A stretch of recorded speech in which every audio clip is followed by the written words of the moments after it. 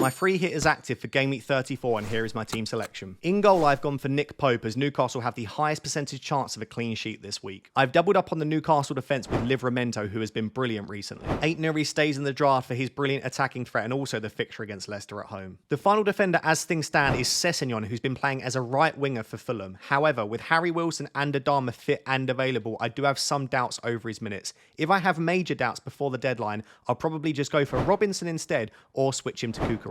In midfield, Mohamed Salah is my captain against Spurs at home, and I've gone for the double up with Luis Diaz as things stand. However, I am seeing Diaz in more and more drafts, so I am tempted to potentially go for Diogo Jota instead. I think I'll be going for Brian Mbeumo as well, as Nottingham Forest defensive data has dropped off slightly, and then I have the FA Cup semi-final just before this game as well. As things stand, Palmer does remain in the free hit draft too. At this stage, so many people hate Palmer as an FPL pick that he's actually becoming a bit of a differential, and we know on his day just what he can do. The forward line currently consists of Alexander Isak and Mateus Cunha against two of the worst teams in the league. The final player in my starting 11 is Eva Nilsson. Over the last 10 game weeks, nobody in the league can beat his 0.78 non-penalty expected goals per 90, and he will be playing against a Manchester United team that will rotate heavily before their semi-final against Bilbao. The 6 players that could still make their way into my team are Cucurella, Barnes, Kluivert, Jota, Welbeck, and Raul Jimenez. Those are the 6 that I'm still very tempted to try and squeeze in. Here is how the team would line up. I will post my final team on Twitter on Saturday, so make sure to follow me there.